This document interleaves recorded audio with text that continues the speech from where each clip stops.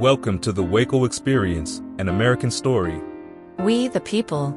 With your host, D. Scott Smith. In order to form a more perfect union. Interviews with leaders in business, government, and nonprofit organizations. Promote the general welfare. Jobs, products and services, and infrastructure for strong communities. Secure the blessings of liberty. The WACO Experience is an American story, a story of communities across America. It is your story. Dr. Alan Stafford is one of the most instrumental men in my life. Dr. Stafford had no hair, and Dr. Stafford had no hair because he had done 2 tours in Viet Nam. Mentors have a huge impact on our lives. Today on the WACO Experience, an American story, we hear from Firth Generation Wacoan Barrett Thomas. He's been a correction officer, police officer, chief of police, and an attorney. Barrett is a family man who is making a positive impact on the community. His mentors have helped shape who he is today. I'm your host, D. Scott Smith. Each week, I bring you stories from leaders in business, government, and nonprofit organizations. You can learn more about this program, our sponsors, and the podcast version of this show by going to our website, thewacoexperience.com. This program is made possible by sponsors: White Bluffs Construction, custom building, home remodeling. Call Seth at 254-227-2002 and schedule White Bluffs Construction to build your patio, deck, pergola, or maybe you're ready to build that custom home. Visit their website, whitebluffsconstruction.com. Biddy & Bo's Coffee offers hot and cold beverages, catering, and has a community room you can reserve and use at no cost. Waco's highest-rated coffee shop, Biddy & Bo's, is at 110 Franklin in downtown Waco. Chord Buddy is the world's best way to learn guitar and ukulele. Christmas is the perfect time to give the gift of music. This Shark Tank winner and U.S.-made learning system is available on Amazon and their website, chordbuddy.com. Heart of Texas Indoor Billboards. My friend J.B. James Battle, former helicopter pilot for the U.S. Army, and his team at Hot TV amplify your brand where it matters most. Be seen where your customers eat, work, shop, and play. Learn more on the web at hotdigitaltv.com. Quality Cabinets.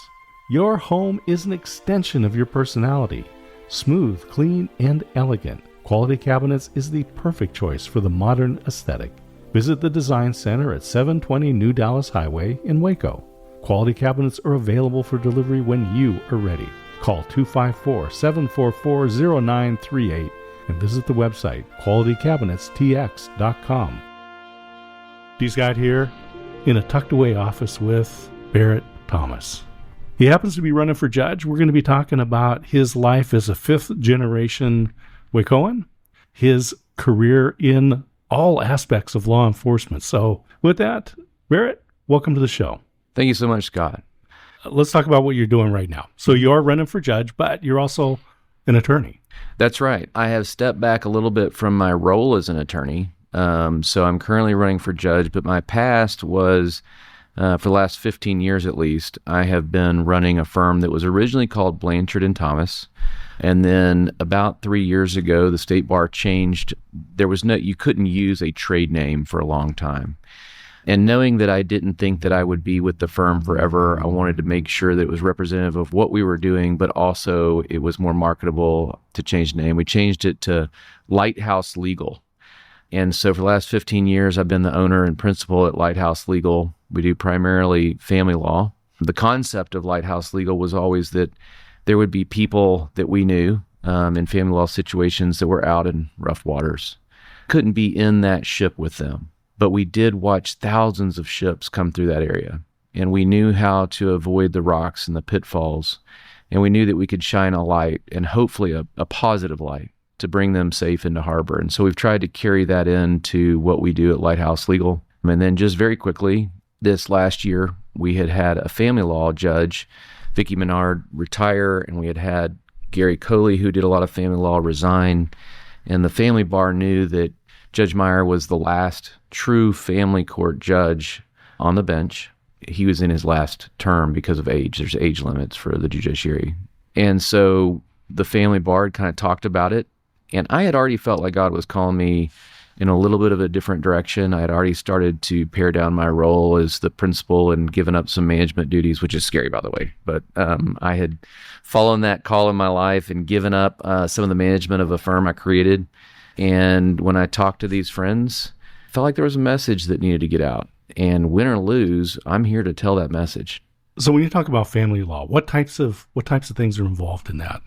Well, family law includes all sorts of things, everything from a divorce, which I think is probably what most people think of, but family law touches child protective services. It touches the AG courts with regard to child support. Modifications. A modification is a type of legal proceeding where we modify one of two types of original cases. So the divorce would be the first. And then we have what's called a SAPS, or a suit affecting a parent-child relationship. Those are typically custody cases that involve unwed parents. So there wasn't a divorce, and we have to have a vehicle to get to a custody order. And we use the SAPS or vehicle. Both of those can be modified. And so it includes modification of possession, access, child support. Another one is terminations. I mean, it's always a sad thing. We don't want to see those. But in a lot of cases, there are parents where they have, for one reason or another, demonstrated an inability to safely parent a child. And so the court will make decisions about whether to terminate parental rights. The bright side, the most wonderful side of family law that all of us love is adoptions. And the good thing is that most terminations are followed by an adoption. There's others where, for one reason or another, a couple is adopting a child, and the court, the attorneys, like, that's everybody's favorite day in family law. Those are some of the areas. Family law is a little bit like a hub on a wheel, though. Family law can start off where, you're dealing with just this family law issue, but then there's a spoke of immigration, or there's a spoke of family violence that brings in criminal law. A lot of these cases involve assets that have to be divided later, so wills and probate can come in. So we get involved in a lot of different areas. So my experience with family law is adoption. We adopted all three of our children. Our second was born in Kansas City, Missouri. Yeah. And we had to go through family court there. Mm-hmm. They only met once a week, Wednesday mornings. Yeah. It literally took a year for us to get an appointment before the judge. Mm-hmm. So let's talk a little bit about that aspect. Well, there's a couple things I would say. First off, we haven't talked about your Kansas City history. And I have a son that went to K-State and then wound up living in Kansas City for several years while his wife got her nursing degree.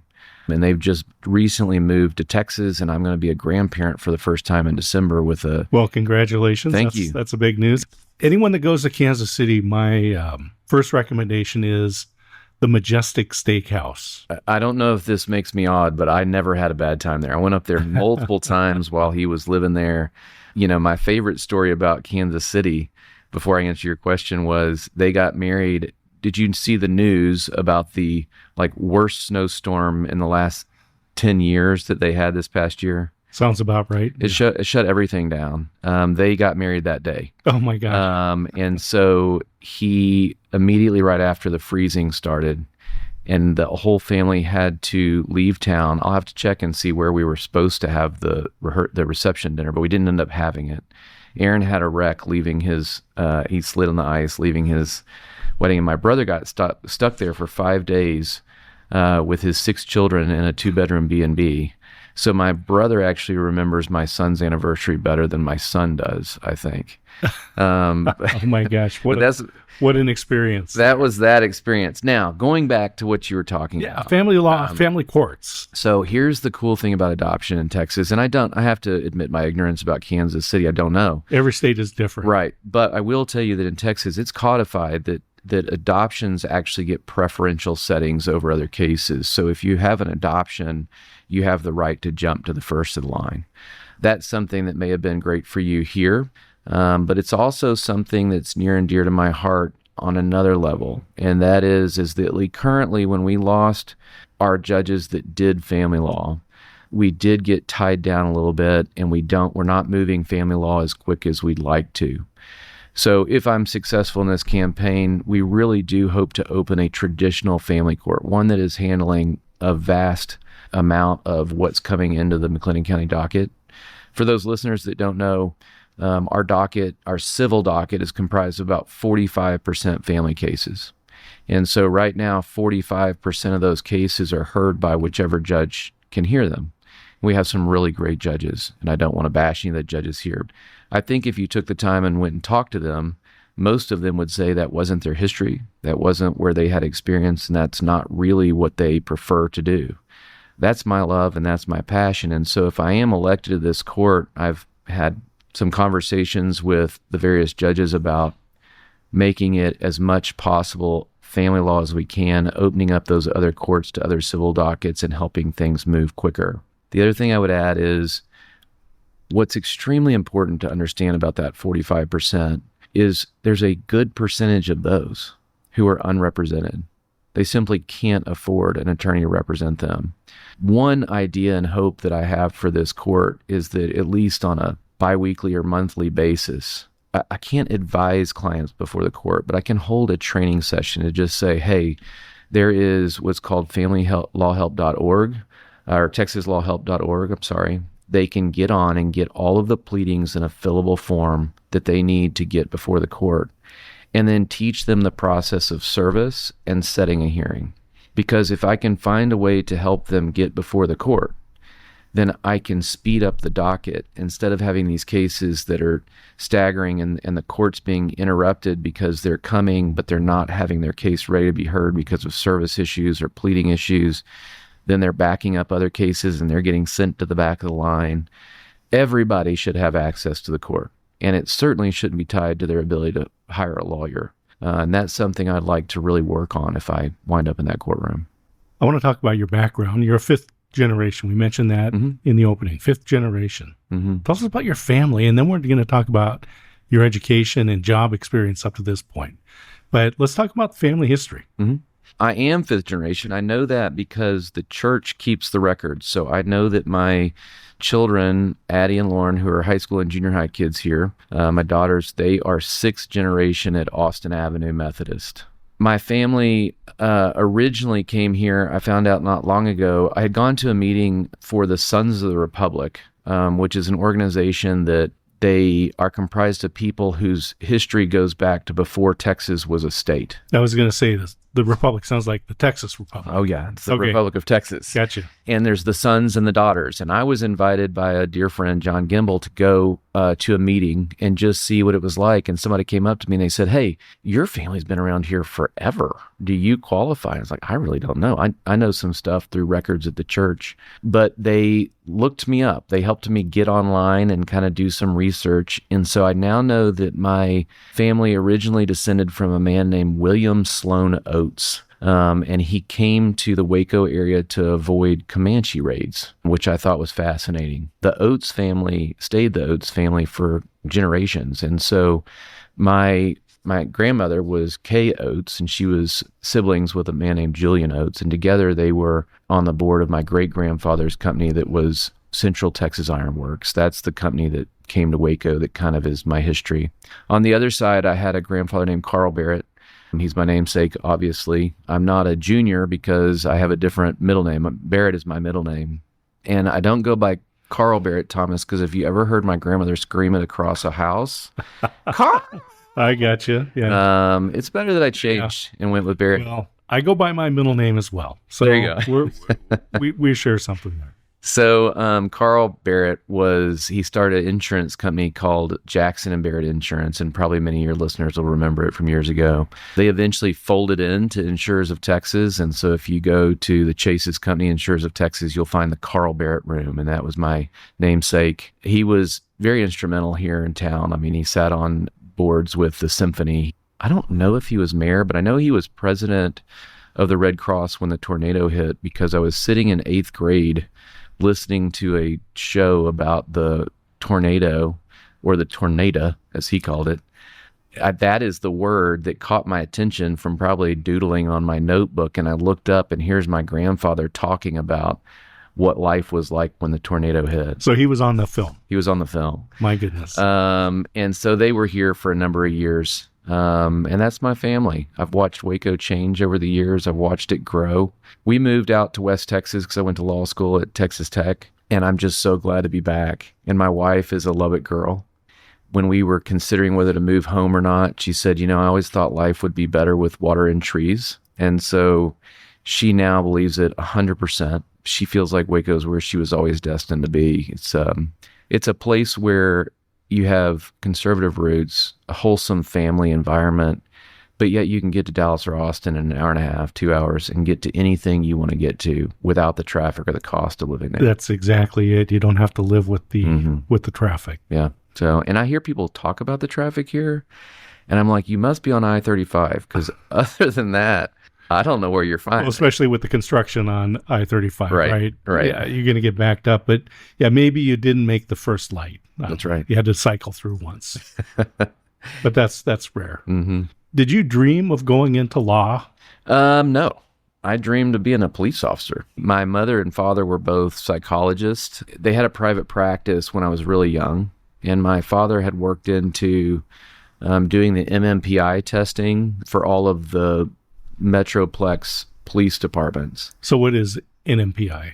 MMPI, Minnesota Multiphasic Inventory Exam. MM. Yeah. All right. And it basically is a psychological battery for police officers. There's others that are used, but that's the primary one. And when you go into law enforcement, you have to not only take the examination, but you have to be interviewed by a psychologist. I mean, we want to make sure that these people psychologically are capable of dealing with that power and authority appropriately, and that they can handle the kinds of stressful situations that come up.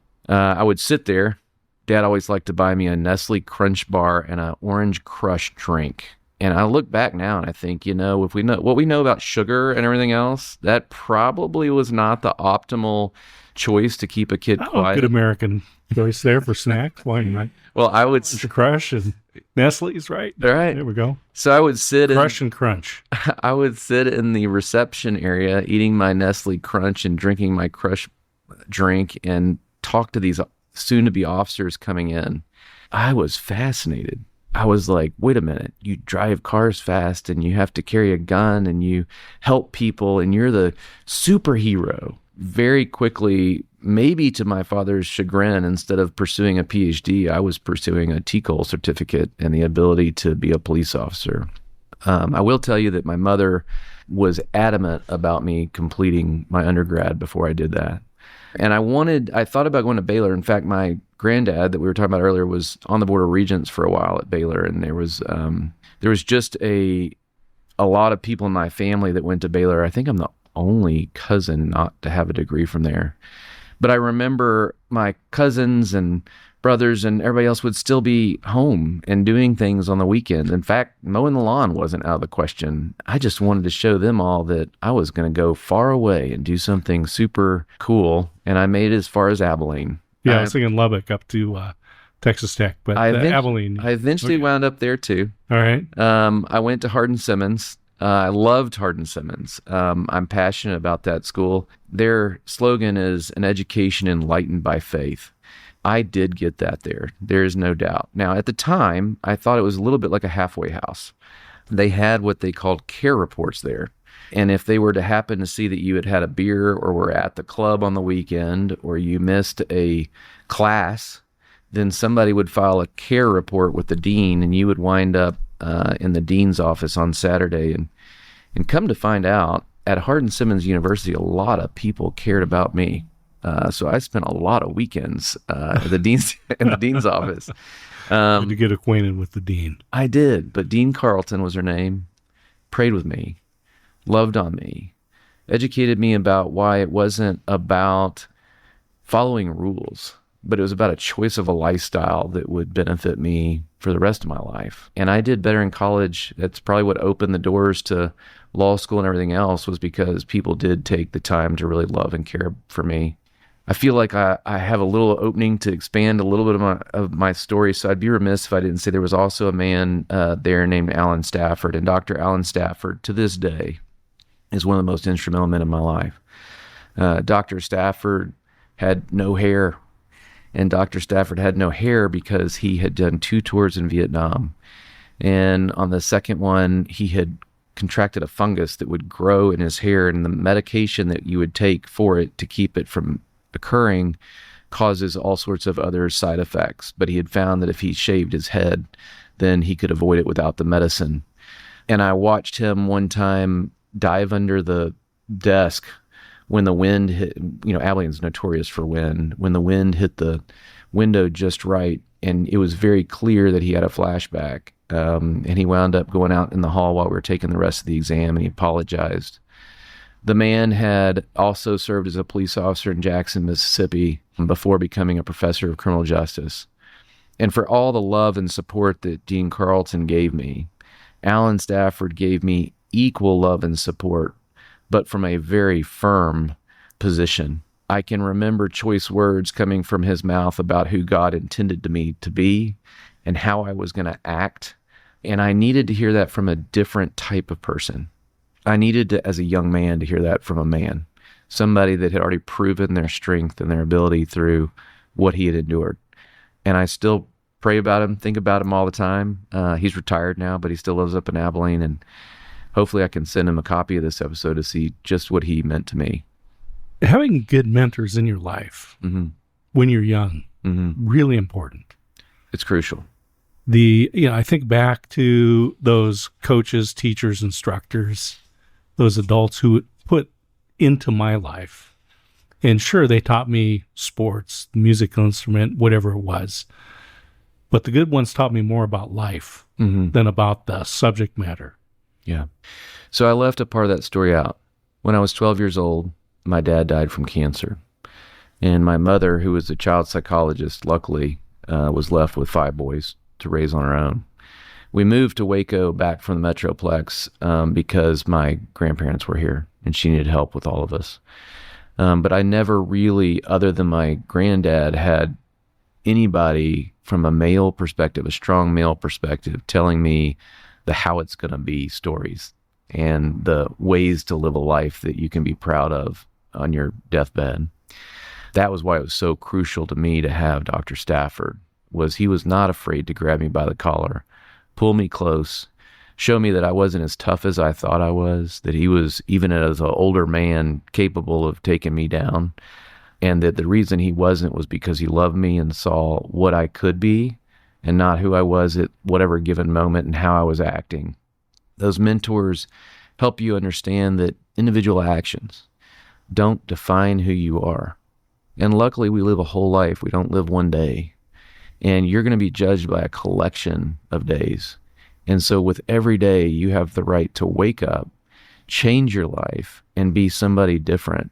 And if you collect enough of those days, you'll be remembered for the right things. Dr. Stafford always helped me remember that. My granddad certainly helped me remember that. And I was thankful to have those people in my life. You'll definitely get a copy of the episode to share out. I'd love to. It's important to go back and say thank you and acknowledge that input. And I know that when students have done that for me, it's good. I'm glad I took that time. Yeah. You were a corrections officer, a police officer, a police chief, an attorney. You're looking to be a judge. Looks like I'm climbing a ladder or something. Well, you're looking at the legal system from many facets. You're looking at it from different perspectives. So tell us, let's talk about the future. What's your vision?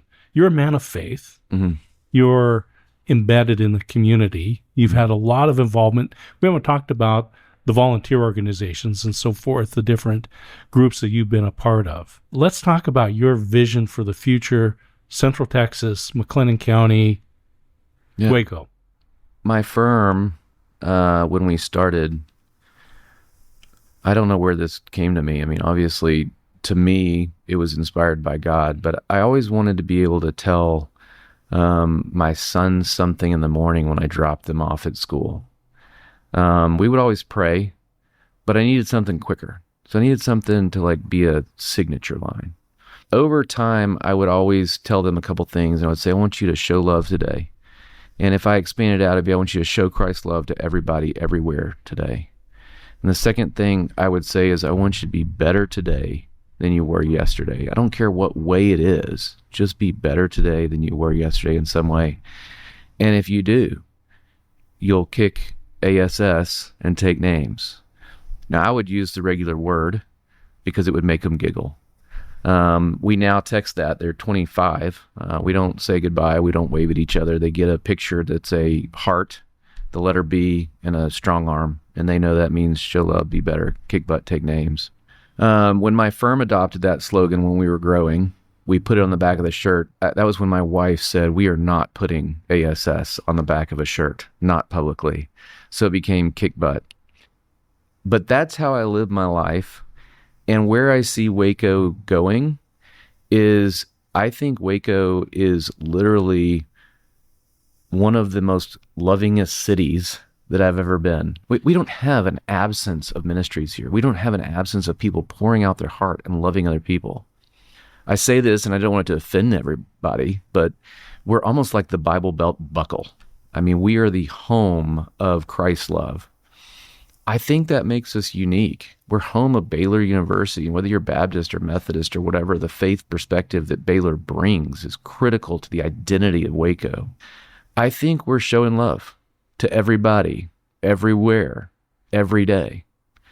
The second thing I think is we are so perfectly positioned as a community to be better tomorrow than we were yesterday. I grew up in this town. I am very aware of some of the racial background of this town. I'm very aware of the disparity of income in this town. But I can tell you right now that the Waco that I live in now is not the Waco I grew up in. The opportunities here are completely different than they were, the sheer number of the opportunities. In addition, I think that diversity has changed us for the better. What I think must be occurring is that Baylor continues to bring in new, fresh perspectives all the time. And then we have the influence from Dallas and from Austin. And when people tell me that, well, we're Waco, and I'm always like, yeah, we are Waco, but don't think we don't have people from Dallas or Austin living right here. I live next to a fireman that drives up to Dallas, works there, and comes home and lives in Waco. So there's been a tremendous influence. I've watched as the schools of Waco have gone from predominantly segregated, not intentionally, but where we had just, we had one school that was predominantly African-American, one school that was predominantly Hispanic, and one school that was predominantly white, that have completely started to converge together. I know that we're going to continue to welcome people. We're going to continue to bring new perspectives, new business. We're situated so close to be able to bring business and ship it out to Dallas, San Antonio, Houston. We are literally in the heart of Texas. Millions upon millions of lives can be impacted, distributed to, messages can be sent out right here. The future is bright in Waco, and we're going to be better tomorrow than we were yesterday. And if now we can just kick butt and take names. So what do I see in Waco? I see that if we continue on the path of bringing everybody along, not leaving people out, if we can continue on the path of growing and welcoming more and more influence from big business, from small business, then we're going to be kicking some butt and taking some names right here. The WACO Experience, an American Story, is a production of D. Scott Smith Company, all rights reserved. Thank you for listening.